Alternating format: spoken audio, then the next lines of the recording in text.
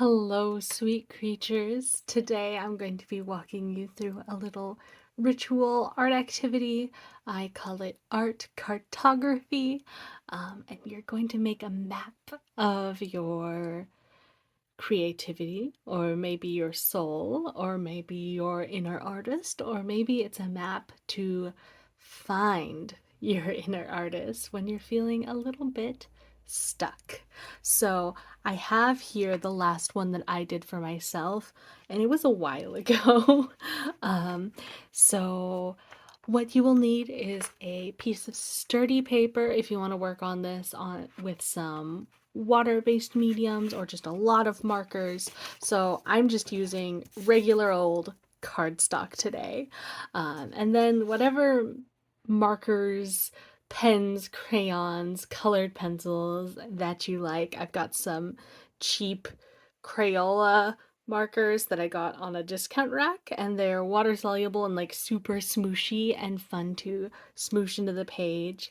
You'll also want like a pen so you can write, and some markers that can go over your initial marks. So working all in like a magic marker would be perfect for this. Working all in like colored pencil and then bringing in a Sharpie would also work great. So, what is art cartography or heart cartography, soul cartography? I was inspired to make this ritual when I was working through Julia Cameron's Walking in This World. It's the follow on book to The Artist's Way. A lot of people do The Artist's Way. I love The Artist's Way. Um, this is just a follow on with some like different styles of activities, and she also adds a weekly walk to the grouping of morning pages, artist dates. Adds on a weekly walk, and I really like that. I try to walk as often as I can, as far as I can. I can't walk very far. I am disabled. But I got the idea for this. Let me find the page again from her art cartography ritual, which is completely different. I thought it was the same for a long time. I was like, I full on ripped this off from Julia Cameron. But hers is about listing interests, which I still think is wonderful. But I wanted to take this further and make it a sort of map making ritual. So get yourself settled, get a sacred space put together, however you do it for yourself. I'm going to light some incense. I'm going to make some tea. I'm going to have a food, something for afterwards, some sort of snack for afterwards. That's my favorite way to ground post ritual, and I will continue to praise it because what's more grounded than feeding your physical body? And I will walk you through the ritual and then we'll move into a time lapse. So get yourself settled, sweet creatures. We're gonna have some fun. So, the idea of this ritual is to create a topographical map. And you're going to start out just intuitively picking colors and kind of drawing concentric circles. And as they get closer and farther together on a topographical map, that indicates how steep the landscape is. So I'm going to start with like a mountain peak and I'm going to make the topography around it.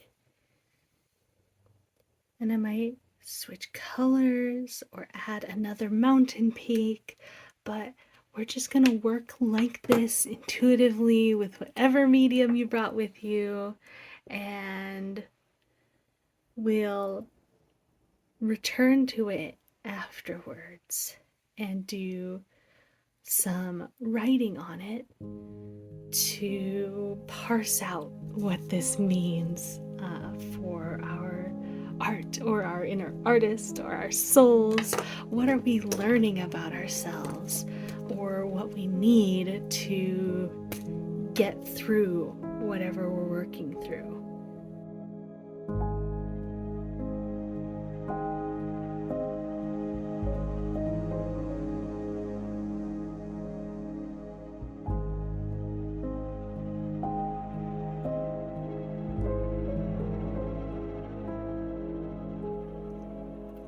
So I have my concentric shapes and circles. I decided I wanted a river specifically in this blue, so that's what I did. You don't have to have a river. Do what your uh, mind calls you to do intuitively. These are also water soluble, so I'm going to go through and I'm going to dissolve some of the pigment here, kind of squish it around, just because it makes me happy and it helps me think more as we move on to the next step of the process. And the next step of the process is adding roads, landmarks, bridges, and a path to get to where you want to be. So, think about what is causing your stuckness and how you can get out of it. Are you stuck in a canyon? Are you stuck at the top of a peak in a Rapunzel tower and you're being held there by your inner critic, and this mother Gothel of an inner critic is stopping you from going out into the lush valleys and forests below? Are you stuck on a river of worry and woe that just keeps pushing you further and further away from home? What is home in your mind map of yourself, of your art? Is home creating for joy? Is home creating for beauty? Is home just creating a big old mess? So we're gonna sit here and we're gonna think about this, and we're gonna try to figure out how to translate that onto our map so we can use it to help ourselves get back on track to where we want to be. So if I were trapped on the other side of this river, I'd say I'm trapped on the other side of this river. So I'm gonna take pens now, and I like a big red X. I guess this is pink.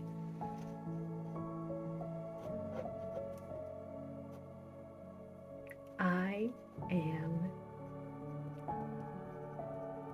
here. Add the last prong on that E. I am here. So how do I map my way to where I want to be? And I think I want to be at the top of the mountain. I think that's where I want to be right now. I used to be a big backpacker, hiker. I did rock climbing.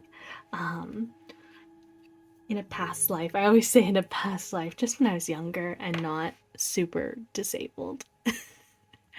And I loved the journey to get to the top of a mountain.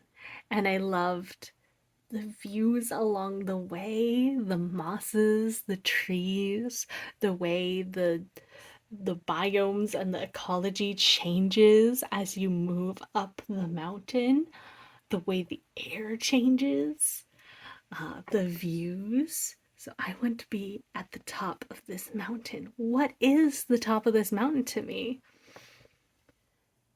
I don't know. I don't know. But while I don't know that, I know I need to make my way up there. So how can I create a path to go up the mountain? I'm gonna grab a brush pen. I think a Sharpie would also work great for this. You don't have to be realistic about this at all. This is your map. This is your journey. Maybe you hop on a hot air balloon, and this hot air balloon of inspiration is like rewatching your favorite movie of all time. Mine's The Last Unicorn. And you ride that inspiration bubble train back to making art. I like to think of it as more of a journey because, again, I was a big hiker and a big backpacker and rock climber, and the journey was always half the fun. So I'm gonna make a road or like a hiking trail up to the peak, and I kind of want to see all the sights in between. And I'm gonna try to be semi realistic about my map. So I'm going to draw in bridges, and for very, very steep areas, I will create switchbacks and try to find the easiest, safest way up the mountain. And along the way, as you're working through this, what is this bridge and what is this river? Maybe this river for me is self-doubt.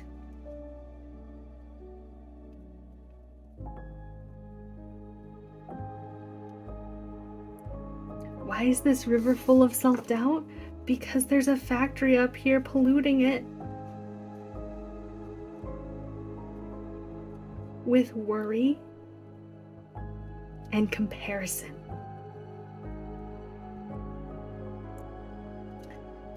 I need a nasty color. I don't think any colors are nasty, but I guess this green will do. It's polluting. So we're gonna have to stop over there on our little route and turn off that worry and comparison spout so that we can turn this river of self-doubt into a river of self-confidence, or maybe constructive criticism. So I'm going to turn this to a time lapse. I'm not trying to direct how you do your mapping. I'm just going to show you how I go through my own.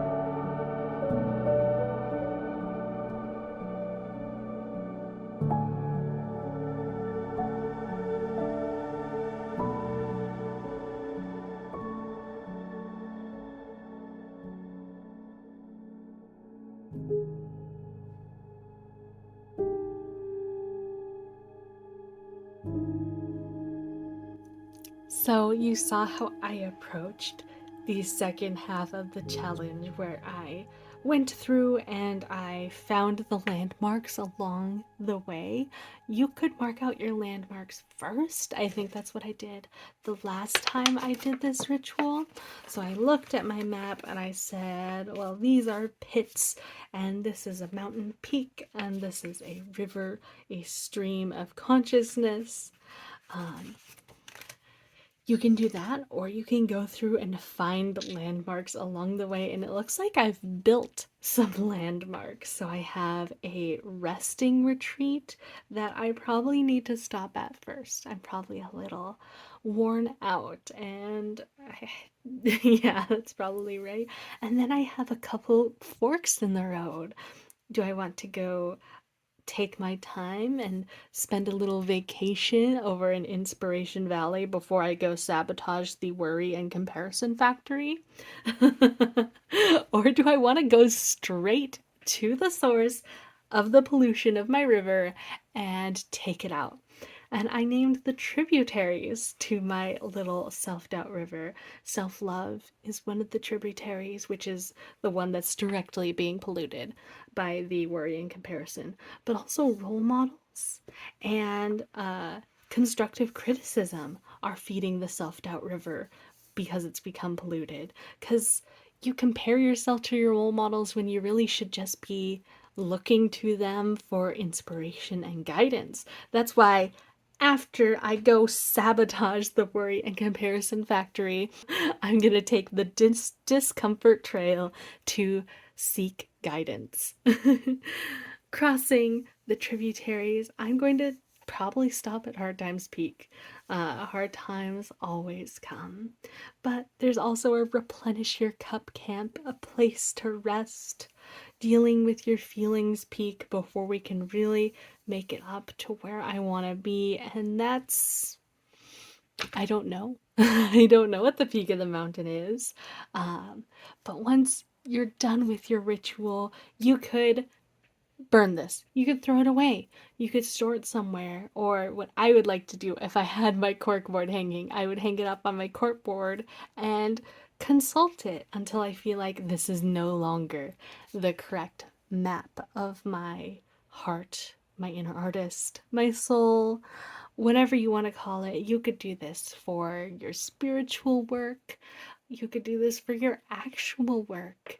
I think this little mapping game ritual has a lot of applications, and I hope if you try it, you'll tell me how it felt. If you have any questions, please leave them in the comments below. If you're new here, welcome. I would love it if you'd stick around, if you'd like this video and subscribe to me. I am Galaxy Coop all over the internet, and I hope to see you again soon. Bye bye.